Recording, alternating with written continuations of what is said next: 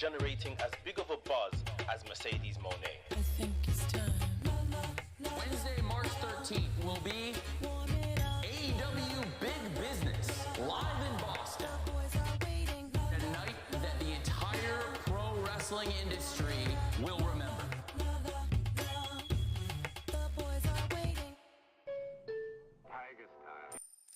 Money. Mercedes Moné. Dynamite will be held in Boston's TD Garden. Mercedes Moné is headed to AEW. Where does Mercedes end up? No female wrestler is generating as big of a buzz as Mercedes Moné. I think it's time. Wednesday, March 13th will be AEW Big Business. Hey, ladies and gentlemen, don't forget, all right? Make sure you log it in and you remember to check out my good friends over at the Broken Table Podcast live on YouTube. These are some of my good friends. They have some of the best topics going on. They're talking about a lot of good things. And also, they like to put over the Prince Nana dance. Hey, I swerve and I drive. I swerve and I drive. Hey. Don't forget, tune in, log on to the Broken Tables Podcast live on YouTube, my friends.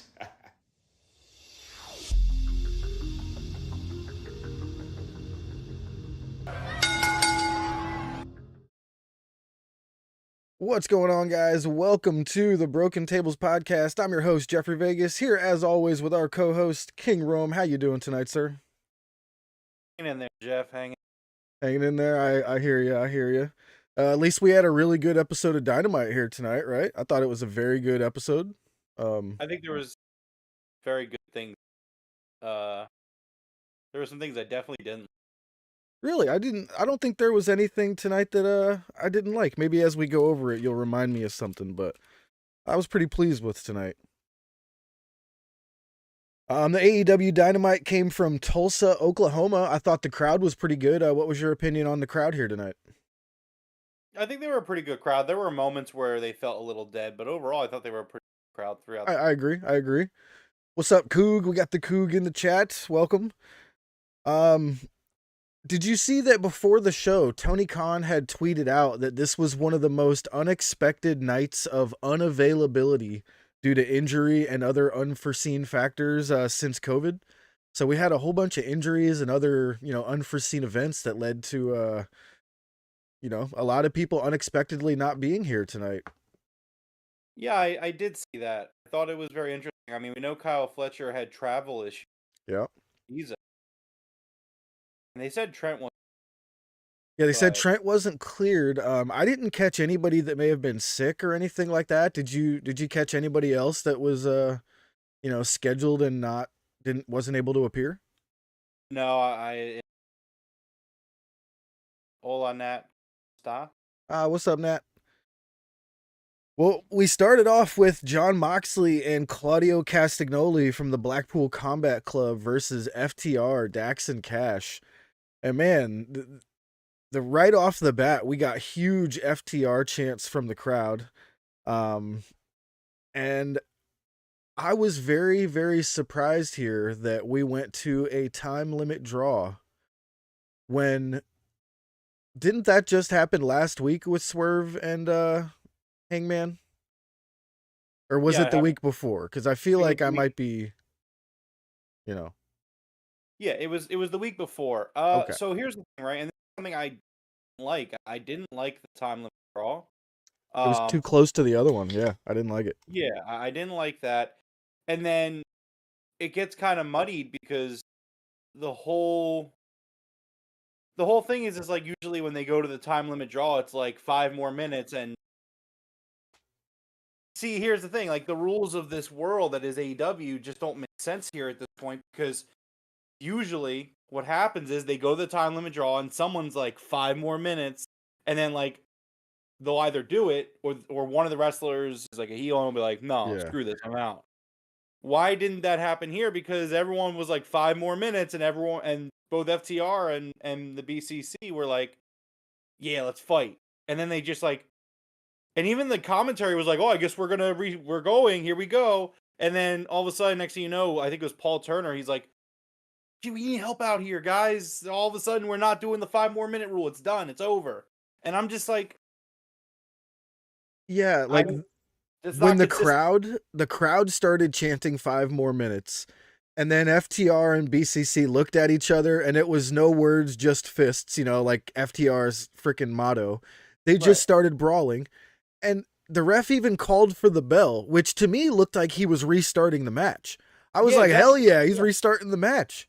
And then all of a sudden, the entire locker room showed up to break it up. And I was like, wait, what? I thought if it had gone the direction of them continuing for 5 more minutes, I would have really enjoyed that. It felt really cool the way that the crowd asked for the 5 more minutes and the wrestlers were just like, yep.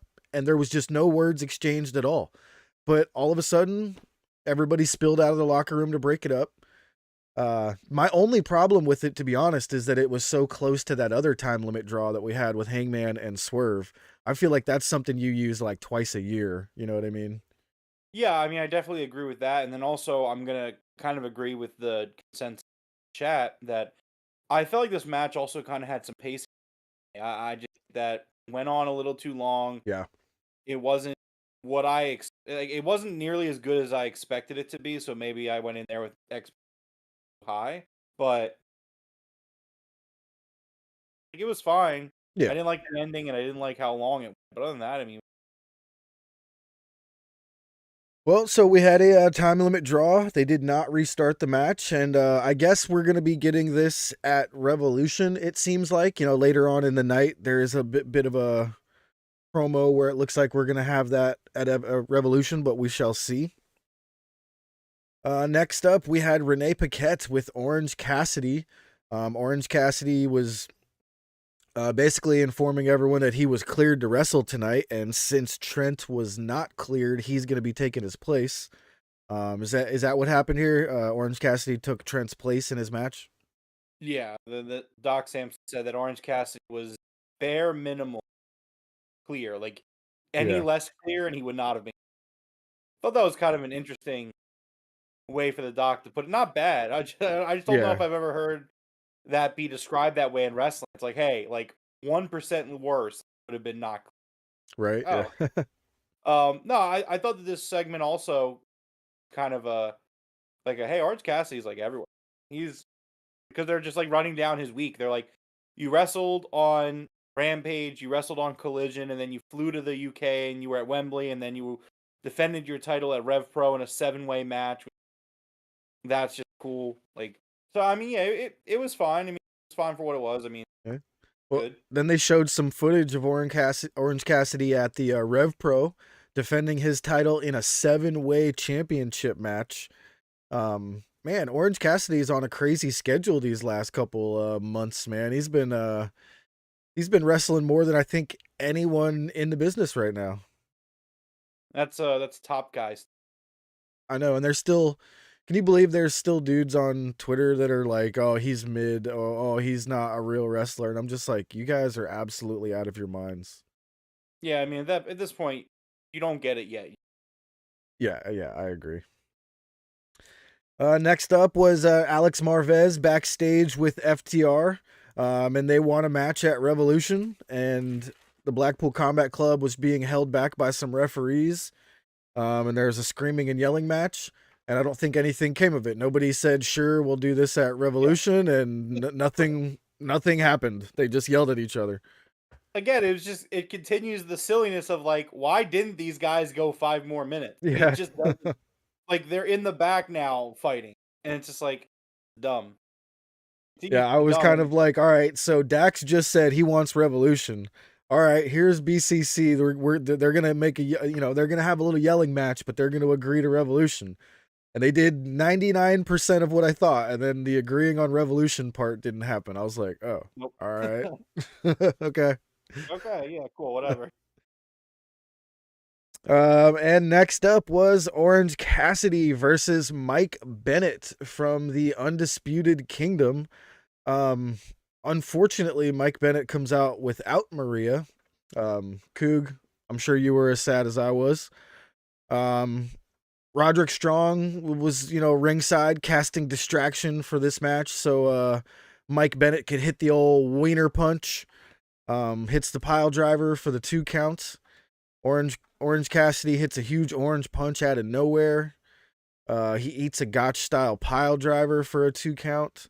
But eventually Orange Cassidy hits that beach break, picks up the 1, 2, 3. Immediately Matt Taven and Roddy attack after the bell. And I'm not sure he would have been the last person I would have picked, Rome, but if you would have been like, who's going to save Orange Cassidy here? Jake Hager would have been definitely down on my list. Quite a ways down on my list. Yeah, it's weird. I know why they did it. I understand it. Still think it's like it's the Oklahoma guy. It's the hometown guy. So they're like, all right, throw Big Jake out there, and they're gonna let him do a Rampage match in front of the home crowd. Yeah. Now here's my question. Yeah. Did they announce the match with Jake Hager before this segment, or did it happen after? It happened like right as it happened. Okay, so if they had announced that Hager was having a match with Roddy like before, then it would have made sense that Hager was the one to come out because Roddy was involved. You know what I mean? But waiting until after, it's like, okay, so it's just because he's an Oklahoma guy? All right, I get it. Yeah, so I mean, I thought it was weird. It's just like, hey, here's the hometown guy who we have nothing going on with right now. Call him in. He's probably at home in Oklahoma, so quick drive. Like, I don't hate it, and I'll never be mad about like giving the hometown talent spotlight in their hometown. Yeah. I'll never be upset about it. So I'm not like really mad about it, but from a critiquing point, the match didn't really super click with me. I mean, it was fine, and then that ending. Yeah, I mean, I thought the match was fine. All Orange Cassidy matches are good, in their own way, but yeah.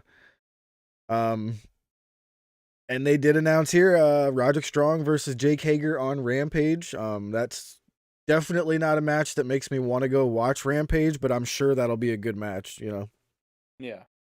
It is what it is. Next up, we had Renee Paquette backstage with Angelo Parker going on his first date with Ruby Soho. And man, did she look great. She came on with a dress of some sort, and she looked fantastic.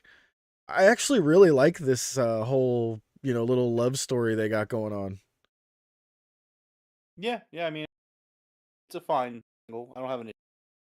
Well, as they are walking away, a SUV pulls up, I'm sure to your chagrin. The Nature Boy Ric Flair shows up backstage. He has an interview with Renee Paquette, and I gotta ask, this felt very, very shoot promo here. Rick was like, I'm not happy. I'm not involved in Sting's final last 3 weeks. I'm not happy right now. So this limo pulls up, right? And I'm just like, I know who this is. I've seen this before. We've all seen this before. But so the camera goes to the limo, and it cuts down to the ground to do like the fancy shoe coming out of the limo shot that we've seen so many times. I thought it was Callus. Yeah, with the shoes. But so here's the thing: I'm sitting there, and I'm like, this is either I was like, it's probably Rick, maybe Don. And Ric Flair couldn't even get out of the goddamn limo. He struggled to get out of that limo. The camera got down to the ground way too early because it's like it looked at the ground and then like 1, 2, 3. There's Flair's first foot, and it just very not very. It definitely he struggled to get out of that limo. You can't tell me otherwise. Yeah. And then so they cut to commercial break, come back. Rick is just mumbling to start this segment. I thought about it, Cook. I was gonna save it for later, or for earlier. Or yeah, I have something I wanted to say later, but yeah, okay. Glasses are on. So Rick's mumbling through this promo at first, and he's nonsense. What is Ric Flair talking? The man's lost his mind. I'm thinking that he's shooting at this point. I think he's going off on some crazy tangent because he's not really making a lot of sense. He's basically complaining about his booking. He's like, Yeah. Notes. He's basically like, I'm not happy with. I'm upset that I'm not more involved, so I'm gonna have to explore some options. And I'm like, is Ric Flair quitting AEW live on television right now? Like, I really thought that. I'm like, oh, I mean, this is great for me. It sucks for the product, but I mean, maybe you shouldn't have signed Ric Flair to begin with. But so, what is Ric Flair talking about? Like, what do you mean you're upset that you're not more? It's like, well, who's to blame for that? Like, is this like a subtle, like the booking of it, the storyline? Because it's definitely a work because he goes to the Young Bucks, right? But Yeah. it's like, what is the purpose of this Ric Flair segment? And like, obviously, it's leading to Rick's gonna turn at Sting at the pay per view, which I don't think, I don't think they. But then again, I don't think they should have signed Ric Flair to begin with. So what do I know? But like, it just doesn't make sense. Like, who exactly is at fault here? Is it Sting? Did Sting tell Ric Flair to stay at home? Because that's not what we saw every other time Ric Flair has appeared on television. So like, I don't think it's Sting telling him to stay home. Like, is it Tony Khan? Is it the Bucks? Like, well, it's not the Bucks because he went to the Bucks. I don't know, and I don't know how they turn this into some sort of meaningful story that makes sense. But so he goes over to the door, he knocks on the door. Matthew and Nicholas Jackson open, and look at this guy like, what the fuck is Ric Flair doing? Yeah. It's like, bro, that's what I've been trying to figure out for the last 5 months. I don't even know. But so then they're like, come on in, Rick. And I'm just like, what is this? Like, what is going on here? Like, the shades are there, right? Like, I could see the vision of Ric Flair turning on Sting and Darby, or it's a fake out and he doesn't. Either way, I think it's dumb. It's like it's Sting's last match, so like, I get Ric Flair being there, obviously, but like, do we really need Ric Flair to either cost Sting his last match, or like, do I need 85-year-old, whatever he is, Ric Flair, like attacking someone in the ring? Like, no, I don't need either of those. Please, let's not do either of those. Please. I'm begging Tony Khan, do not do either of these things. But we're doing one of these things, I guess. I would be okay with Ric Flair handing the Bucks a pair of brass knuckles, you know what I mean, at Revolution. Or even handing Sting a pair of brass knuckles, you know, whatever happens. I don't know. I just generally think it's dumb. I hated it. And look, like, I hate Ric Flair, but like, I hated this, but not even because it's Ric Flair. It just wasn't good. It's nonsensical. Rick's mumbling through his promo, like, couldn't get out of the limo. Like, it's kind of almost embarrassing to even having him this involved in a storyline. like, I thought it was rough like 7 years ago when Batista was fucking attacking Ric Flair on SmackDown or whatever it was. But it's like, now it's now it's like real. Now it's like really real, where it's like, man, this guy should not be doing anything except for like walking to the ring and standing in the corner. I don't know. Speaking of the Bucks, their new shirt, they got a new EVP shirt that is them in those bloody suits just standing there on the shirt. That is badass. I might have to get that. All right, next up, we had Tony Schiavone with an in-ring promo with Daniel Garcia. And it is now announced that it will be Daniel Garcia versus Christian Cage, as Adam Copeland is out due to the injury from the concerto. The crowd starts chanting, "You deserve it," for Daniel Garcia. And dude, Daniel Garcia cuts a great promo here as he's talking. Christian Cage shows up with the entire patriarchy, and he cuts an incredible promo that only Christian Cage can cut about Daniel Garcia's mother, Jackie Garcia. It seems like he did some research here, Rome. Like, he paid for some sort of online services and researched Daniel Garcia's family and found one Jackie Garcia who was married to one David Garcia. And he also learned that one David Garcia is indeed dead. I was just absolutely jaw on the floor once again at one of these promos that only Christian Cage can do. It was great. So here's a little tidbit that you'll probably enjoy. Not probably, you'll enjoy it. So during the promo, Christian points out, like, so you know a Jackie Garcia from this address, right? Yeah. So if you type that address, that is a real address in Buffalo, New York, it's a fucking cemetery. Oh shit.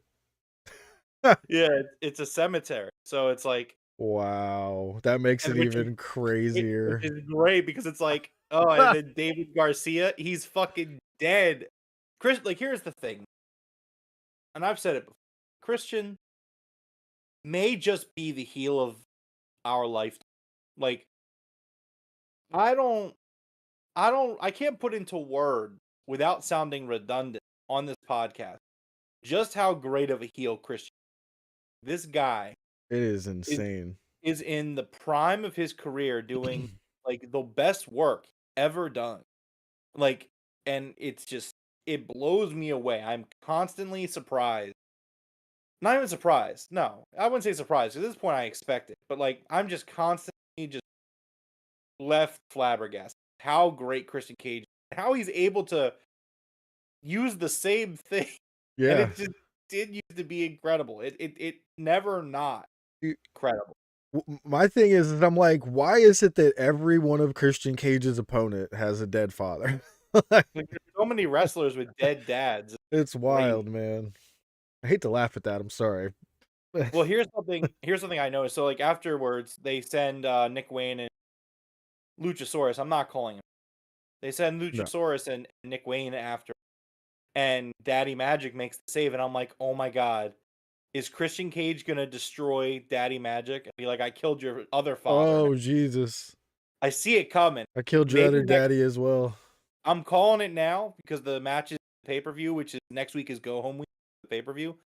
At some point next week, Christian Cage is gonna take out Daddy Magic and be like, there you go, another dead father for you, Daniel.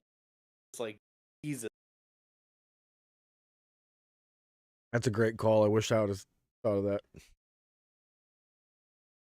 Like you said, Daddy Magic comes down for the save. And I just wrote down here, what a great segment. This was Yeah, it was great. fan-fucking-tastic. Excellent. And Daniel Garcia in this, I mean, he's hitting that next level where, like, remember when Randy Orton started hitting that next level when you just knew, you were like, okay, this kid's got it. You know what I mean? He's getting there, you know? Yeah, I mean, I just think it's the storyline that they've built up for him, and it's been very well told. Like they went through it from the sports entertainer thing to him struggling in that rut to the Continental Classic and how he went through it almost winless and finally won one at the end.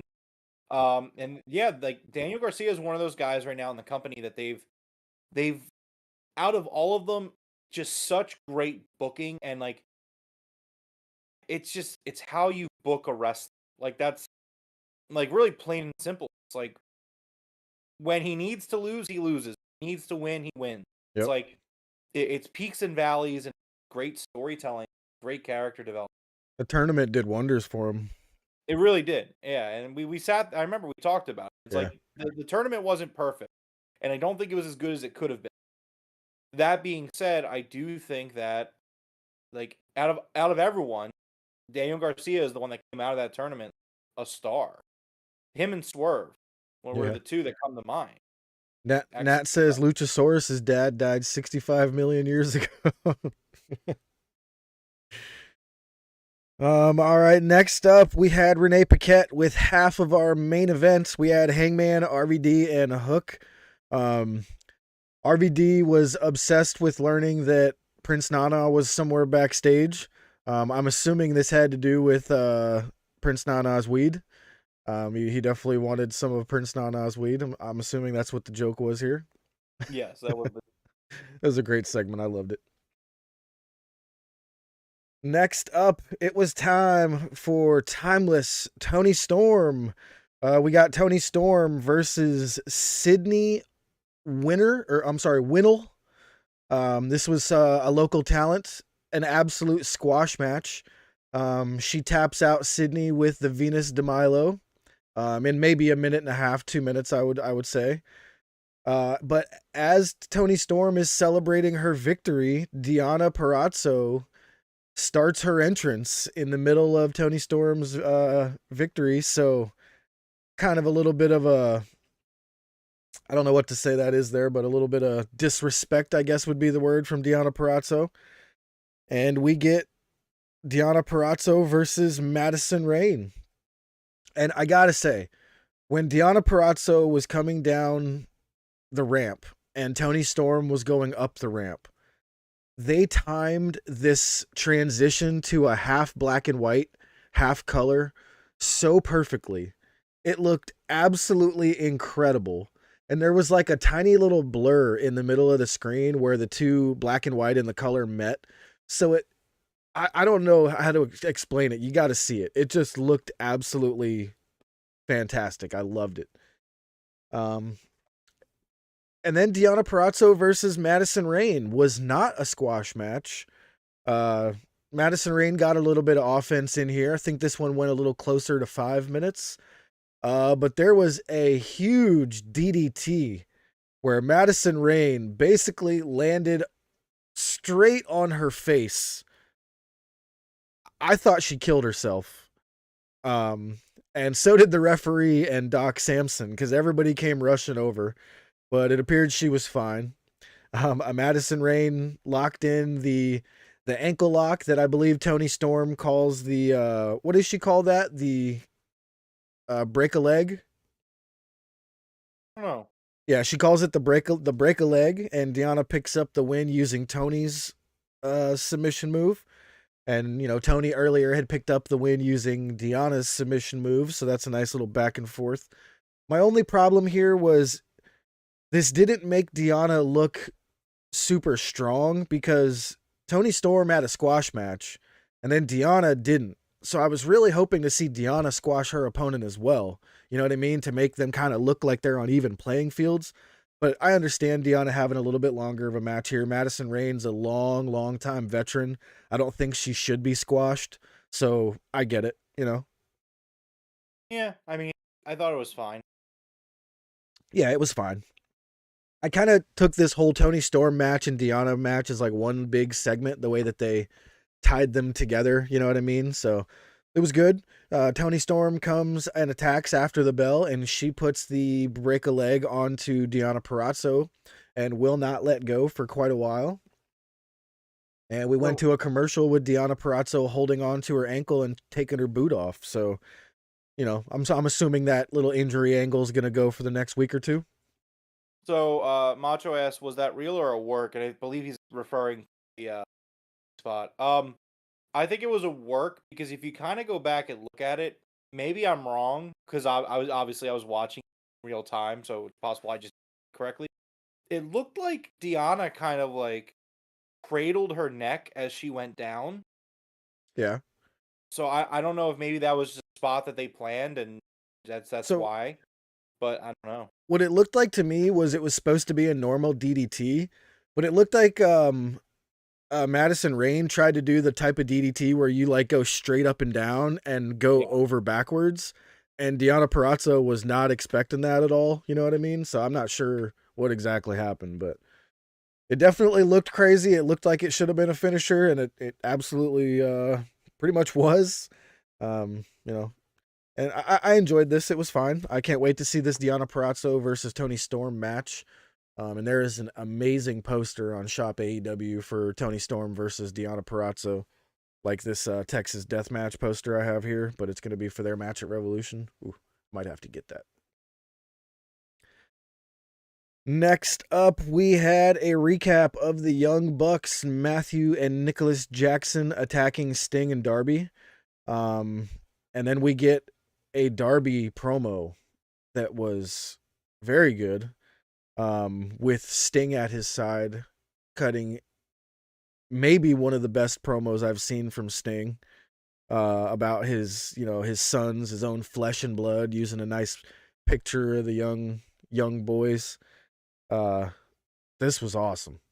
This promo from Sting and Darby was absolutely fantastic. Yeah, I think it's Sting's best AEW promo. Yeah. Probably one of his better promos ever. Um, Obviously Darby as well. Man, it's excellent promo.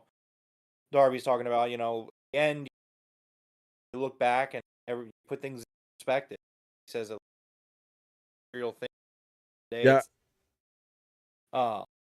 And Darby talking about how family is the most important thing. Sting's talking about how last father passed away, which is terrible. 2024 has been a terrible. But just seeing his face, he's heartbroken. He lost his dad. Yeah. He uses that here to really put out a excellent promo where I don't have much left in the tank. Like, I'm coming to grips with my mortality. Time's catching up on me. But whatever I have left, I'm bringing it at. I just thought it was. Yeah, I was actually gonna mention that line from Sting. He says, the Bucks have a fight on their hands. He's bringing everything he has left to Revolution. And, being his last match and hearing him say that, I feel like he's going to do some crazy shit. Yeah. And this promo from him was so good. It literally made me write, Sting is GOAT. Like,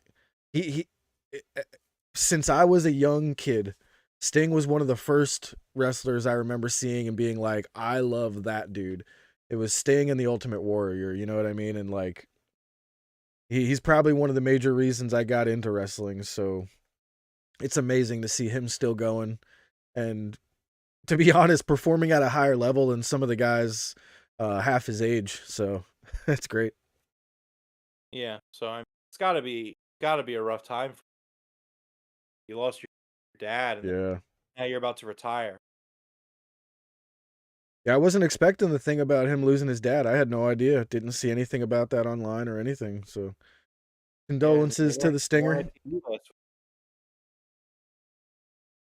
Next up was Tony Schiavone in ring with Wardlow. Wardlow snatches the mic and tells him to get out of my ring. Wardlow is pissed about essentially being buried for the past year or two. And I think Sting may have lit a fire under Wardlow's ass here, because this promo from Wardlow was his best on mic work I think I've heard in AEW. This was incredible from Wardlow. Says that he beat MJF, he beat Joe. It's no longer wrestling, this is war. I loved it. Yeah, he talks about Wardlow comes out and he said he's mad about his booking. He says, I beat the real world champion. He's talking about CM Punk. He's like, I beat him. I beat the best in the world, and he's still falling apart to this day. Wardlow says he squashed the guy that's better than you, and you know it. And he beat Samoa Joe as well. I am the best in the world. I am better than you. I am the. Here's my thing. Wardlow says he's starving, and here's the thing. Oh shit. I have been saying this for weeks. Now, I feel it more strongly than ever that you need to just fucking expand the undisputed. This faction is officially, because this Wardlow promo is fucking incredible. They said, here's a few minutes, go out there, and this man went out there and. Like, in an industry like where everybody wants to do a shoot, it's like, nowadays, like, the line between work and shoot is so blur and so gray. This is a man that, like, I honestly think he went out there and did kind of spill his grievances a little bit. Yeah. He's like, I was booked to the fucking moon. They were chanting my name the way that Goldberg was the last guy that got that kind of reaction. And he says, like, I was positioned to be the guy. Like, I'm the only AEW original day one guy that's been here since day one doing any of this stuff. He's like, I have beaten Samoa Joe. I have beaten MJF and handed. Like, he says, I squashed MJF. Yeah, you fucking did. That's definitely true.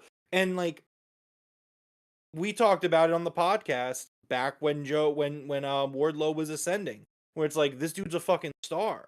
And at the end of the day, like you have to call a spade, and it's just like that. This is one of those Tony Khan dropped the ball in a booking perspective because he just I don't know what happened, but he lost. I don't know if he lost interest in Wardlow. I don't know if I don't know what it is, but to this day, Didn't he get hurt? I think he was dealing with something, but I don't think it was that long. He wasn't supposed to be out that long. Yeah. But at the end of the day, like this guy just out there to just I don't know how you can't elevate this to the main. This man should not be a fucking crony in a faction. Like you just can't continue to do this. Like this faction has been terrible in my opinion. And like after that promo, I'm like, why is Wardlow in this faction? So like, am I supposed to believe that Wardlow is going to go out there, pour his heart and soul out in this promo, really say at least how I think how he feels, and like even if it's not how he feels, how his character feels. If I'm supposed to sit here and listen to this impassioned promo by Wardlow, and then next week I have to see him follow Adam Cole to the ring, and Adam Cole's like, "Well, when you win the belt, big guy, you're giving it to me." And Wardlow's like, "Oh yeah, whatever you say, boss." Like, no, fuck that. Like, I don't even think Wardlow as a character should even play along. He shouldn't even this pissed off, starving Wardlow shouldn't even entertain the thought of possibly winning the world title just to give it to Adam Cole. Yeah. I'm sorry. This is a Wardlow is incredible. And that's where I'm coming from. It sounds very negative about, or I don't think it does. It's negative about the faction. Scrap the faction. It's just done. scrap the faction. Nobody likes it. Nobody likes it. It's been missing on every single thing it's done. Like, it's my least favorite Orange Cassidy feud of all time.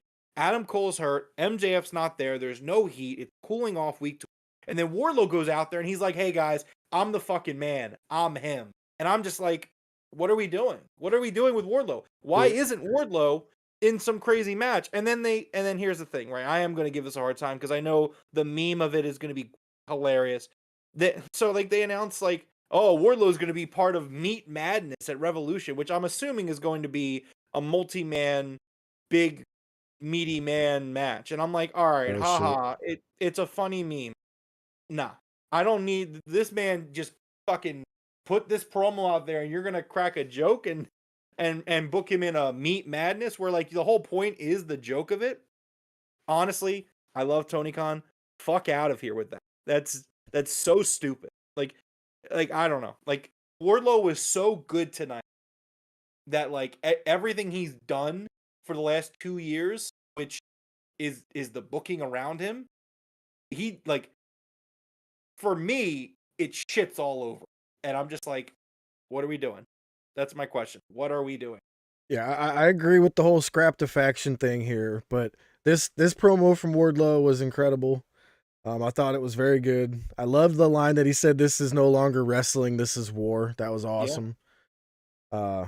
And you know, it's funny, I was sitting by myself watching this, and after everything Wardlow said, I turned to a person that wasn't even there in the room, and I was like, he's got a point. So, no, the man's not lying. Just yeah, it was an excellent promo, and it's just like this guy should be part of the main event scene. And I want to see 2024. Like they did the World's End show last year, and it was terrible, and it was a reset button. And I want to see them continue with this reset where Wardlow should not be some crony in a faction. I agree. I'm not saying this man needs to win the world title. But he raises a great point that he's never even gotten a shot at the world title, and I will say that I think that's criminal. He said that was criminal. Somebody should be arrested. Yeah, he said people in the back should be arrested. And again, that's why I say it again. Like in an industry full of work shoots where everybody wants to shoot on each other, it's like that felt fucking real. Like I don't know. Part of me wonders. If like, because Tony said that it was an unexpected show, part of me wonders if like Wardlow was like, "Hey, can I just get like a few minutes to cut a promo in the ring?" Like, I don't know if that's the case. And that was a shoot. That'd be badass. It's a big assumption, right? Like that's a big assumption. No facts to go off. But like, if Wardlow was like, if Tony's like, "Oh man, I gotta retool some things because I don't have a few people I wanted to have on the show." Wardlow's like, "Boss, give me a few minutes in the ring. I can kill 5 minutes." Yeah. And he's like, "Oh, sure, why not?" And he What's goes up, out Alex? there and does Oh my god, I loved it.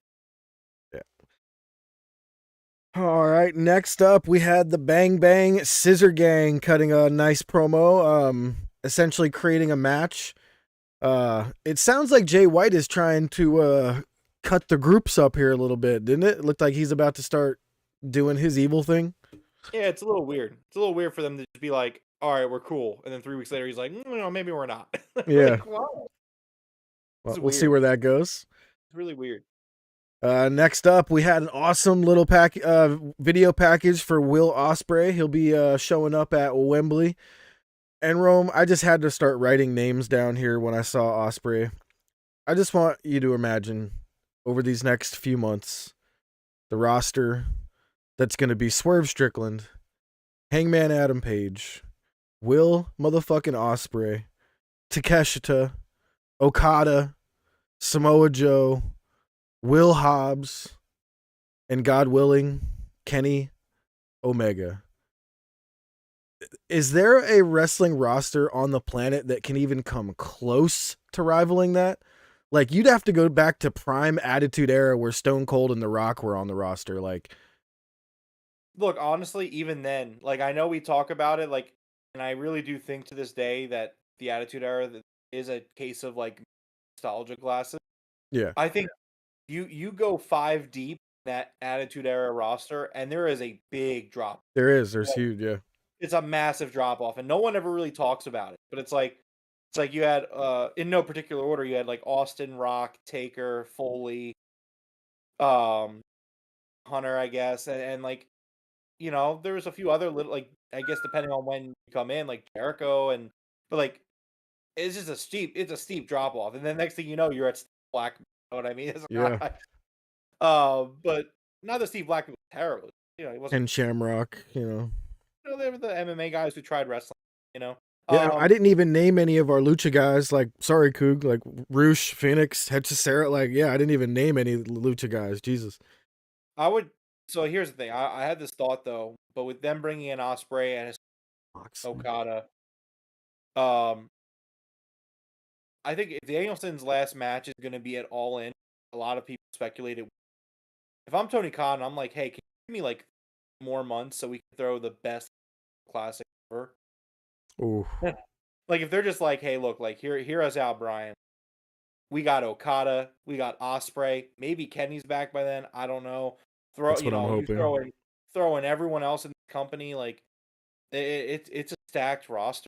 It's a really stacked roster. You know who I would like though for Danielson's final match would be Kenny, because remember that 30-minute draw they had, or was it a 60-minute or 30-minute?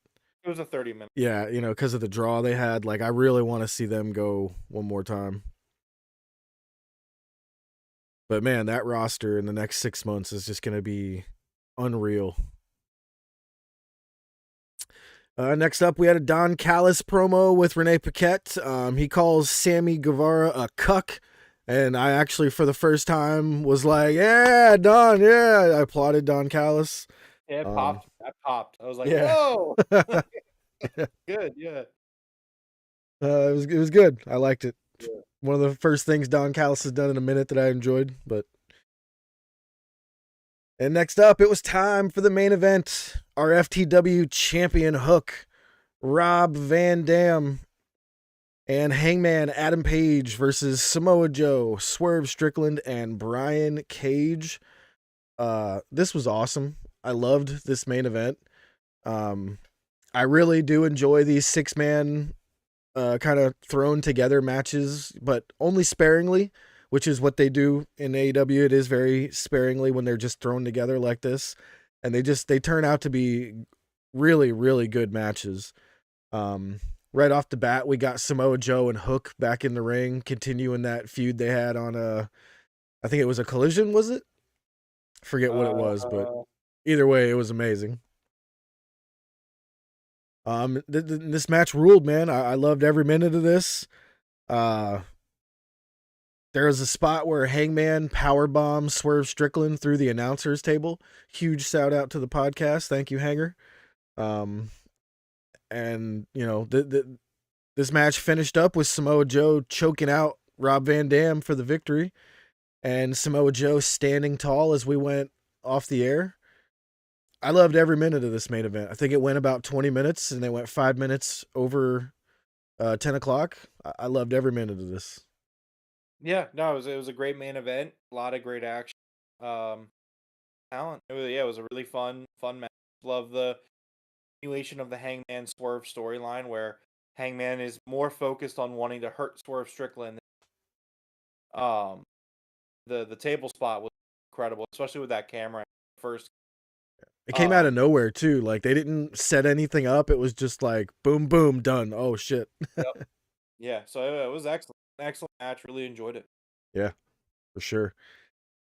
Hook got quite a bit of time here in the ring. I'm really enjoying seeing the development of Hook. Taz was on commentary for it. I'm sure he loved being there ringside. For him, Hook being involved with, I mean, look at who he was involved with here. We had Hook with Rob Van Dam, Samoa Joe, Hangman, Swerve Strickland. Like, I mean, Brian Cage was there too. But for him to be involved with 4 of the top guys in the company, that's just a testament to how much Tony Khan likes Hook and the faith that he has in this kid, right? Yeah, for sure. Future's bright for him. Absolutely, absolutely. We got Hook, we got Daniel Garcia, man. I can't wait. The future in AEW is going to be freaking amazing over these next 6 months to like 5 years. We got some good stuff coming. I can't wait. But yeah, this was a good episode of Dynamite. Nothing to blow you away here tonight, but just can't wait until we get Will Ospreay in the mix. We get Mercedes Moné coming in a couple of weeks. Well, we got 2-3 weeks for Mercedes, it looks like. Yep. 3 weeks. Let's go. The Coog says Blackpool Combat Club at the Arena Mexico is going to be surreal. Yeah, Coog, that's gonna be awesome. I can't wait to check that out. I'm gonna have to watch on YouTube or something. So let us know what you guys thought of tonight's Dynamite in the chat. Do you have the Rampage card or what's gonna be going on so far on Rampage? They didn't really do like a specific like, oh, here's the matches. I mean, they didn't really get anything. They really didn't show anything at the end of the show, which I don't like when they don't do that. Like I know they usually run through it all. They don't always, but it feels like such a miss when they don't. The only thing that they showed at the end of the show was on Collision. We're gonna get Danielson versus Janaki. Great, but that's all that they announced. All right, let me see if there's any. We know that Jake Hager's taking on Roddy on Rampage. I'm sure there's other things that were announced throughout the night, but did you say the Bucks were going to be in action? Yeah, the Bucks are going to be in action on Rampage. I know they said that. I don't remember what else. I think they said. No, I don't remember the rest of it. Again, it's usually easier when they kind of show everything at the show. Yeah, you're right. And I'm scrolling down. Okay, so far here's what we got. I believe it's Jake Hager versus Roderick Strong. Mariah May versus Anna Jay. Right, that was announced last week. Yeah, that's right. But I don't know where the Bucks would fit in because the next thing says Lucha Brothers with Brian Keith versus Top Flight and Action Andretti versus Private Party and Matt Sydal. Yeah, it's a trios 3-way dance. I remember that being. Huh. Maybe they'll throw the Bucks into. No, they're not going to throw them into that. Maybe they'll just have a quick squash match, shove it in there as a fourth match. Be a quick squash match. Yeah. All right, that's cool though. Love to see the Lucha Brothers back. I think that will be the return of Rey Fenix if the Lucha Bros are both there. Maybe or visa issue. Yeah. That sucks. Now, did you hear that they're recording Rampage here tonight? And then next week, are we getting a taped Collision? They're doing Dynamite and Collision or something like that on the same night. I didn't catch exactly what's happening. I didn't hear about that. I could be wrong. I mean, I've been a little disconnected from wrestling Twitter for the last. Yeah, no worries, no worries. Well, no, I hadn't heard that. Well, join our Discord. We'll definitely keep everybody updated. Not like it matters if it's taped or not. We'll still be checking out Collision.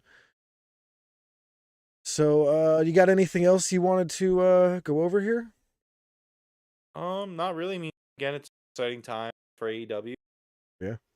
Doing really well. They hired a new writer from Jennifer Pepper. Yeah, I saw that. She was with WWE till like 2016 or something like that. Yeah, 2017. She did women's storylines from what I remember hearing. Big fan or big friend of Mercedes. So Ah, gotcha. very good friend of Mercedes Moné. So kind of figure you got to figure how that all came. Val Venus proving he's got too many head injuries on Twitter. Dude, that guy looks like the Crypt Keeper. Is Val Venus saying something? Let's see. Here's the thing, right? So I was on Twitter during Dynamite tonight, and Bodyslam.net put out they just tweeted out this really random article where it was an editorial of like Val Venus's best matches, and I'm like, who the fuck is asking for this compilation of Val Venus's best matches? So that would make sense that maybe like he tweeted something crazy and they were trying to put something out there to capitalize on the buzz. I don't even know what he said. I know he's a kook, so I Oh. So I'm seeing a bunch of tweets here of the end of Dynamite when Hangman was in the Muscle Buster. Looks like he rolled his ankle pretty bad. Everybody's saying hopefully he's all right. So yeah, prayers out for the hanger there. Hopefully Hangman's good. Yeah, I was looking at that too. Hopefully he's okay. I mean, if he can't go for Revolution and it turns into a singles match, I mean, I would definitely make Swerve wins that match. Fuck, man. I got 2 ankles. He can have one of mine if he needs it. Yeah. All right. Well, I think that's going to do it for us here tonight. We're just about on the hour mark. Not a big deal. Yeah, go ahead and close us out, sir. That's a nice hoodie, by the way. I got to point that out. That looks brand new. That's fucking nice. Yeah, no, it's really nice. I got it when they went on their playoff run, not the past year before. Okay. No, it's a great hoodie. I do love it. I'm ready for baseball to be back. I need Philly. Probably more than. But yeah, I'm back. I'm ready for. But anyways, this has been episode. Oh, hold on. Nat says Val tweeted a pic of Cody holding a. About when you're saying hi to. Thank Cody. Oh, yeah, wow, what a piece of shit. Oh, jeez. Yeah, wow. Fuck Val Venus. Yeah, I don't want to read that stuff over on video. I don't want to mess up like algorithms and stuff. But yeah, that's terrible. Yo, real quick, no spoilers, but this person just posted, just watched a 9-year-old little girl flip Don Callis the Bird at a Rampage taping, and it was the best moment of my wrestling life. But anyways, this has been episode 201 of the Broken Tables podcast. Thank you to everyone tonight. Thank you to Macho, Queen Nat, the Coog, Alex Sanchez, and everyone else. Please hit the like button on your way out. Join our Discord where we talk about pro wrestling regularly. We will be back on Saturday with our. Follow us on Twitter, like, subscribe, comment, and yeah, time later. All right. Well, thank you guys very much for joining us in the chat. Please join the Discord if you have not already. We're pretty much there every day talking about wrestling and everything else. But until next time, top guys out.